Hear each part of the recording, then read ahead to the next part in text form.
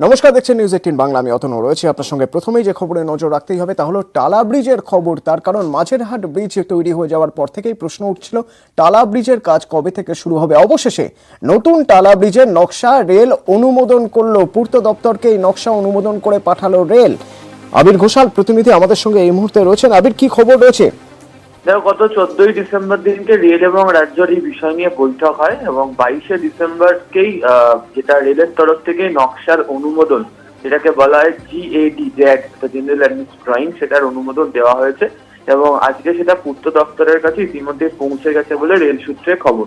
তুমি জানো যে নয়া টালা সেতু যেটা তৈরি করা হবে সেটা আগের তুলনায় অনেক বেশি চওড়া হবে এবং এটি কেবল স্টেড ব্রিজ তৈরি করা হচ্ছে।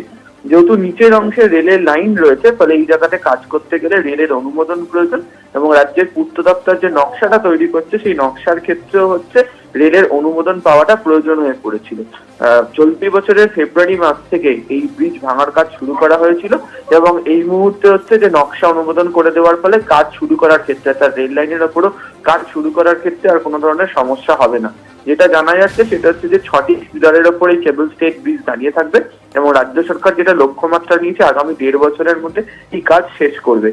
ফলে মাঝেরহাট ব্রিজের অনুমোদন দেওয়া নিয়ে যে জটিলতা তৈরি হয়েছিল, রাজ্যের তরফ থেকে যে অভিযোগ বারবার করা হচ্ছিল যে নকশার অনুমোদন বা বাকি কাজে ঢিলেমির অভিযোগ যেটা এনেছিল, এক্ষেত্রে দাঁড়িয়ে নতুন করে আর কোনো এই ধরনের অভিযোগ মানতে চায় না রেল এবং সেই কারণেই রাজ্য জমা দেওয়ার পরপরই দ্রুত খতিয়ে দেখে রাজ্যের কাছে সেই নকশার অনুমোদন পাঠানো হয়েছে। ধন্যবাদ আবির। দিলীপ ঘোষকে ওপেন চ্যালেঞ্জ অনুব্রত মণ্ডলের। কেতুগ্রামের জনসভা থেকেই এই ওপেন চ্যালেঞ্জ ছুড়ে দিলেন। তার হুমকি, কেতুগ্রামে আরেকটা জনসভা করে দেখান দিলীপ। দিলীপ বাবু যে 2000 লোক নিয়ে মিটিং করলো, আপনাদের কি মনে হচ্ছে সানাজ বাইরে থেকে লোক এনেছে? আজকে 1 লক্ষ লোকের ওপর লোক। আমি যখন আসি ওখানে যা বাসের জাম লেগেছে, ওই লোকগুলো তো আসতেই পারে না। ওখানে তো 15-20 লোক আছে। এই ধরনের বাড়াবাড়ি করলে এখানকার মানুষরা প্যান্ট খুলে বাড়ি বাড়িয়ে দেবে। অসুবিধা কি আছে দিলীপ ঘোষকে? কেন মানে কি আলফাল কথা বলার জায়গা নেই। বিজেপি রাজ্য সভাপতি দিলীপ ঘোষ এই মুহূর্তে আমাদের সঙ্গে রয়েছেন। দিলীপ বাবু, অনুব্রত মণ্ডল হুমকি দিয়েছেন কেতুগ্রামে আরেকটা জনসভা করে দেখান দিলীপ। ঠিক কি বলেছেন একটু আপনাকে শুনিয়ে নিতে চাইবো। প্রথমে দিলীপ বাবু যে 2000 লোক নিয়ে মিটিং করলো, আপনাদের কি মনে হচ্ছে সানাজ বাইরে থেকে লোক এনেছে? আজকে 1 লক্ষ লোকের ওপর লোক। আমি যখন আসি ওখানে যা বাসের জাম লেগেছে, ওই লোকগুলো তো আসতেই পারে না। ওখানে তো 15-20 লোক আছে। এই ধরনের বাড়াবাড়ি করলে এখানকার মানুষরা প্যান্ট খুলে বাড়ি বাড়িয়ে দেবে। অসুবিধা কি আছে দিলীপ ঘোষকে? কেন মানে কি আলফাল কথা বলার জায়গা নেই। কি বলবেন দিলীপ বাবু, আপনি শুনলেন? ওনার কথার জবাব আমাদের ওই জেলার লোকেরাই দেবেন। সবার কথার জবাব তো দেওয়া যায় না, দেওয়া উচিত নয়। বাকি উত্তর আমরা ইলেকশনেই দেবো। ঠিক আছে, ধন্যবাদ দিলীপ বাবু। দিলীপ ঘোষ বিজেপি রাজ্য সভাপতি আমাদের সঙ্গে ছিলেন এবং তিনি বলছেন যে ওনার কথার জবাব ভোটের সময় দেখা যাবে। ওখানকার মানুষই কথার জবাব দেবে। যে চ্যালেঞ্জ ছুড়ে দিয়েছেন অনুব্রত দিলীপ ঘোষকে যে আরেকটা জনসভা করে দেখান কেতুগ্রামে, তারই প্রেক্ষিতে বিজেপি রাজ্য সভাপতি দিলীপ ঘোষের বক্তব্য এই কথার জবাব ওখানকার মানুষই দেবে, ভোটের সময় দেবে।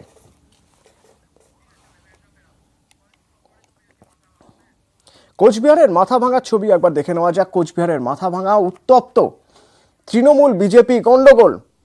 বিজেপির মিছিল, সেই মিছিলে তৃণমূলের বিরুদ্ধে গুলি চালানোর অভিযোগ বিজেপি নেতাকে লক্ষ্য করে। বিজেপির মিছিলে হামলার অভিযোগ, পাল্টা তৃণমূলের INTTUC অফিসে হামলার অভিযোগ বিজেপির বিরুদ্ধে। প্রবীর কুণ্ডু প্রতিনিধি আমাদের সঙ্গে এই মুহূর্তে রয়েছে। প্রবীর, ঠিক কি হয়েছিল, কি অভিযোগ উঠছে?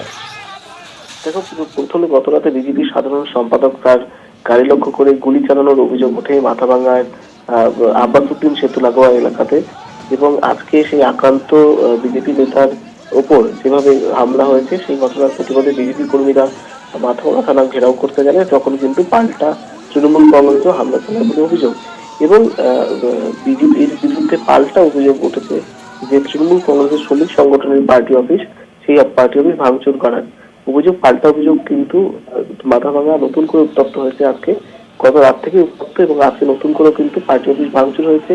অন্যদিকে বিজেপি কর্মীরা মিছিলে তৃণমূল কংগ্রেস বোমাবাজি করে বলে অভিযোগ উঠেছে। সব মিলিয়ে যথেষ্ট উত্তেজনা রয়েছে মাথাভাঙায়। ধন্যবাদ প্রবীর। একবার শুনে নেবো আজকের এই ঘটনার প্রেক্ষিতে কি বলছেন তৃণমূল নেতা রবীন্দ্রনাথ ঘোষ। তার সঙ্গে আমরা কথা বলেছিলাম, উত্তরবঙ্গ উন্নয়ন মন্ত্রী রবীন্দ্রনাথ ঘোষ, তিনি কি বলছেন শুনবো। পাশাপাশি একবার শুনে নেব বিজেপির কি অভিযোগ, মালতী রাভা বিজেপি নেতা তিনি কি বলছেন। গতকালকে তুফানগঞ্জের রামপুরে বিজেপির হারমাদরা খালেদ মিয়া নামে তৃণমূল কংগ্রেসের এক সক্রিয় কর্মীকে নৃশংসভাবে খুন করেছে এবং এই খুনের ঘটনায় ধামাচাপা দিতেই এবং মানুষের দৃষ্টিটাকে অন্যদিকে ঘোরানোর লক্ষ্যেই তারা এই মাথা ভাঙাতে আবার একটা কালকে রাত্রে একটা গুলির গল্প ফেলেছে। বিজেপির লোকরা মানে এত উচ্ছৃঙ্খল যে কোনো আইন তারা মানছে না, তারা বেআইনি অস্ত্র শস্ত্র নিয়ে প্রকাশ্যে তারা ঘোরাফেরা করছে, আতঙ্কের পরিবেশ তৈরি করছে। বলে কিছু নাই, নৈরাজ্যের রাজনীতি চলছে, খুনের রাজনীতি তৃণমূল কংগ্রেস বাংলায় চালাচ্ছে। এরা বেআইনি অস্ত্র তৃণমূলের কাছে মজুদ আছে। এই বেআইনি অস্ত্র নিয়ে বিজেপির সাধারণ কর্মী নেতৃত্বস্থানীয়ের উপর প্রতিদিনে এরকম হামলা হচ্ছে। তারই প্রতিবাদে আজকে আমরা মাথাভাঙা এসেছি। কংগ্রেস হাইকমান্ড শিলমোহর দিয়ে দিয়েছিল যে এ রাজ্যে জোট করেই ভোটে লড়া হোক। সেই মতো বাম কংগ্রেসের জোট আনুষ্ঠানিক ঘোষণা গতকাল হয়ে যাওয়ার পর আজ শিলিগুড়িতে সিপিএম ও কংগ্রেস নেতৃত্ব বৈঠক করলো। পার্থপ্রতিম সরকার প্রতিনিধি আমাদের সঙ্গে রয়েছেন এই মুহূর্তে টেলিফোনে। পার্থপ্রতিম, কারা ছিলেন আজকের এই বৈঠকে? প্রথম তোমাকে জানিয়ে রাখি, গতকালই যখন সরকারিভাবে ঘোষণা হয়েছে বাম কংগ্রেস জোট করেই আসন্ন 21-এর লড়াইয়ে তারা লড়বে বাংলায়, এবং তারপরে আজ দার্জিলিং জেলা কংগ্রেস এবং সিপিএম নেতৃত্ব তারা বৈঠকে বসে। জেলা সিপিএম কার্যালয়ের মাটিগাড়া নকশালবাড়ির বিধায়ক জেলা কংগ্রেস সভাপতি শঙ্কর মালাকার এবং অন্যান্য কংগ্রেস নেতৃত্ব তারা আলোচনায় বসেন। এখানে উপস্থিত ছিলেন শিলিগুড়ির বাম বিধায়ক অশোক ভট্টাচার্য এবং শিলিগুড়ির দার্জিলিং জেলা সিপিএম এর সম্পাদক যোগেশ সরকার সহ অন্যান্য নেতৃত্ব। পার্থপ্রতিম, আজকের এই বৈঠকে কি নিয়ে আলোচনা হলো? শঙ্কর মালাকার ছিলেন, অশোক ভট্টাচার্য ছিলেন। মূলত আগামী নির্বাচনের রণকৌশল ঠিক করতে কিভাবে তারা সভা করবে এবং প্রচারের কৌশলী বা কি হবে যৌথভাবে সেটাই নিয়ে আজকে প্রাথমিকভাবে তারা আলোচনা করলো। যেমন অশোক ভট্টাচার্য পরিষ্কার জানিয়েছেন যে যৌথভাবে আন্দোলন খুব শীঘ্রই তারা শুরু করবে। বিশেষ করে শিলিগুড়ি পুরসভা এবং শিলিগুড়ি মহকুমা পরিষদের নির্বাচন অবিলম্বে করার দাবিতে যৌথভাবে শিলিগুড়ি পুর এলাকায় এবং গ্রামাঞ্চলে তারা সভা করবে। পাশাপাশি বড় জনসভা তারা করবে যৌথভাবে। বাম কংগ্রেস যৌথভাবে শিলিগুড়ি এবং গ্রামাঞ্চলের 4টি ব্লক রয়েছে, প্রত্যেকটি ব্লকে আলাদা আলাদা করে তার বড় জনসভা করবে, যেখানে প্রদেশ নেতৃত্ব কংগ্রেসের থাকবে, পাশাপাশি সিপিএমের রাজ্য নেতৃত্ব তারা উপস্থিত থাকবেন। এবং এইভাবে যাতে এর আগেও আমরা দেখেছি গতবারের যে বিধানসভা ভোট সেখানেও কিন্তু জোটগতভাবে লড়েছিল। শিলিগুড়ি 3টি বিধানসভা এবং লাগোয়া ডাকগ্রাম ফুলবাড়িতে 4টি আসনের মধ্যে 3টি আসন জিতেছিল কিন্তু এই বাম কংগ্রেস জোট এবং 1টি আসন পায় তৃণমূল। স্বাভাবিকভাবে তারা যথেষ্ট এবারও আশাবাদী যে তাদের লক্ষ্য এবার 4-4। ধন্যবাদ পার্থপ্রতিম।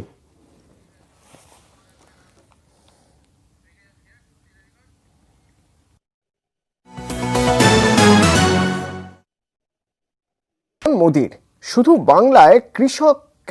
বাংলার কৃষক কিষাণ নিধির সুবিধা পাননি, কৃষকদের নিয়ে রাজনীতি করছেন মমতা। রাজনৈতিক ফায়দা তুলছে পশ্চিমবঙ্গ সরকার, তো প্রধানমন্ত্রী রাজ্যের বামেদেরও নিশানা করলেন মোদি। मुझे आज इस बात का अफसोस भी है कि पूरे हिंदुस्तान के किसानों को इस योजना का लाभ मिल रहा है। सभी विचारधारा की सरकारें इससे जुड़ी हैं, लेकिन एकमात्र पश्चिम बंगाल सरकार वहां के 70 लाख से अधिक किसान, मेरे किसान भाई बहन बंगाल के, इस योजना के वो लाभ नहीं ले पा रहे हैं, उनको ये पैसे नहीं मिल पा रहे हैं, क्योंकि बंगाल की सरकार अपने राजनीतिक कारणों से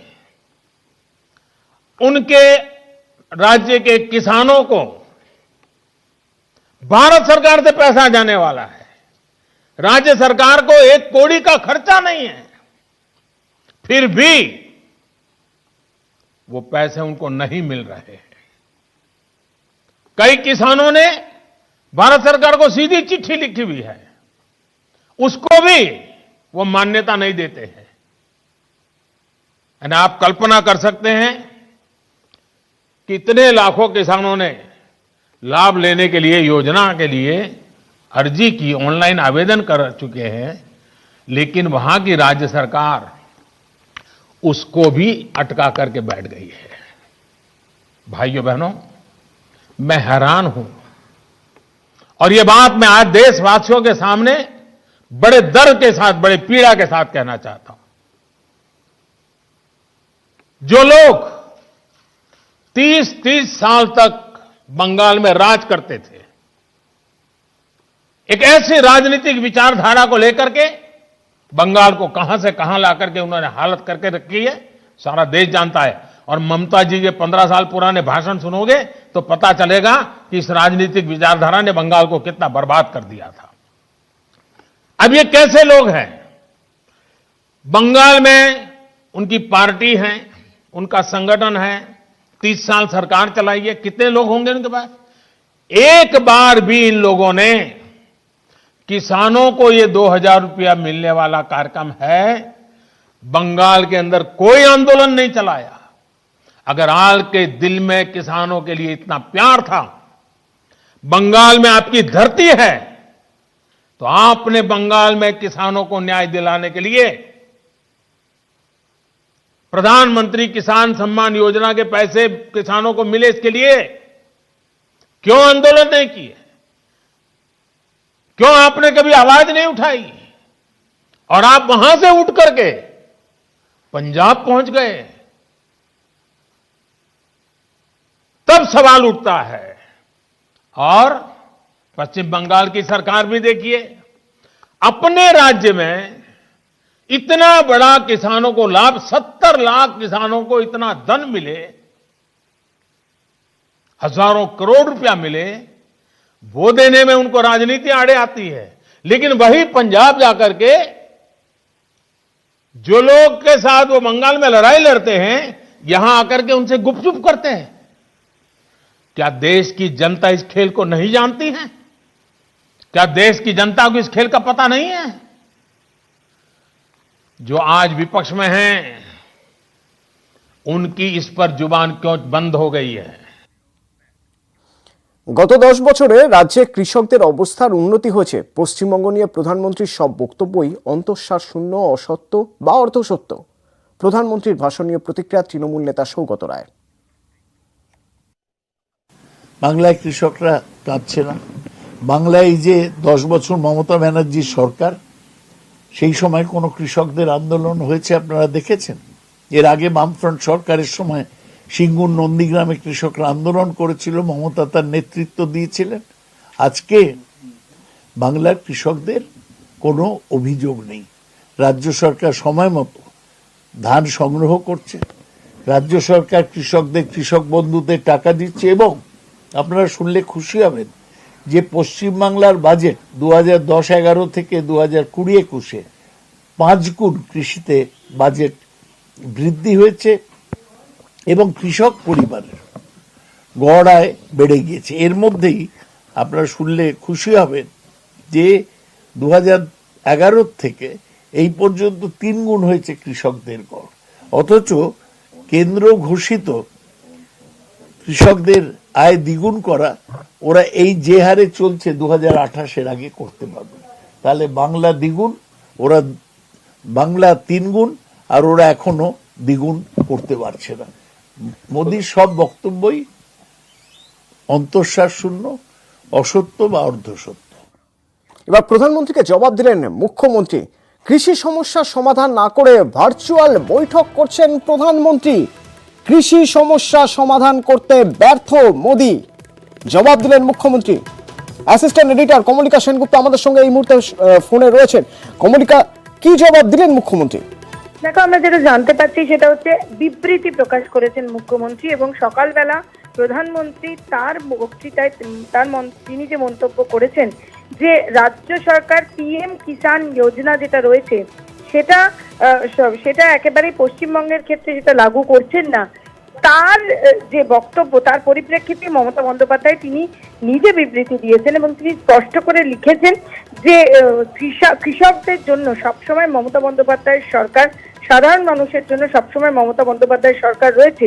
কিন্তু প্রধানমন্ত্রী যে কথাগুলো বলছে সেই কথাগুলো অর্ধসত্য এবং একেবারেই মিসলিড করার মতো কথা, এবং বারবার কৃষি মন্ত্রীকে দুবার চিঠি লিখেছেন মমতা বন্দ্যোপাধ্যায়। শুধু তাই নয়, কৃষি মন্ত্রীর সঙ্গে ফোনে কথা বলার চেষ্টা করেছে। এই যে বিষয়টা চলছে কৃষকদের নিয়ে, সেটা রাজনৈতিক উদ্দেশ্য প্রণোদিত এবং সেন্ট্রাল গভর্নমেন্ট, কেন্দ্র সরকারের এমন বহু বিষয় রয়েছে যেটা রাজ্য সরকার ইমপ্লিমেন্ট করে। সাধারণ মানুষের জন্য রাজ্য সরকার বদ্ধপরিকর। যেখানে প্রধানমন্ত্রী আজকে বারবার বাংলার সরকারকে কাঠগড়ায় তুলেছে, সেখান থেকে দাঁড়িয়েই মমতা বন্দ্যোপাধ্যায় বলেছে যে তার যে মতাদর্শ, সেই মতাদর্শটা সম্পূর্ণভাবে সাধারণ মানুষের পাশে থাকার জন্য, এবং তার জন্য কেন্দ্র সরকারের যে সমস্ত প্রকল্প আছে সেখানেও রাজ্য সরকার সহযোগিতা করছে। শুধু তাই নয়, তিনি বলেছেন, তিনি এটাও লিখেছেন যে কেন্দ্র সরকারের কোন রকম সাহায্য কেন্দ্র সরকার রাজ্য সরকারকে করছেন না। কোন জায়গায় করছেন না? এখন অবধি প্রায় 85,000 কোটি টাকা জিএসটির জন্য আউটস্ট্যান্ডিং রয়েছে। 8,000 কোটি টাকা জিএসটি বাবদ ডিউ রয়েছে। 85 কোটি টাকা যেরকম, 85,000 কোটি টাকা যেরকম রয়েছে, সেরকম 8,000 কোটি টাকা রয়েছে। কোনোটাই কেন্দ্র সরকারের তরফ থেকে আসেনি।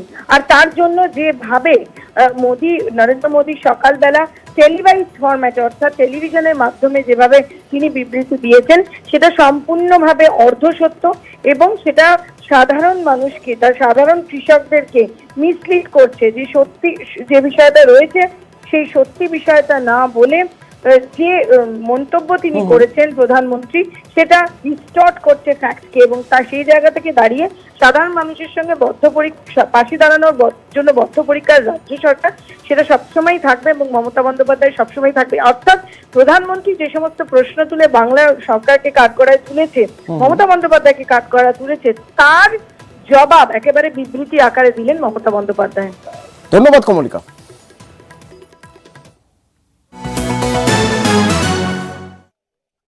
News flash.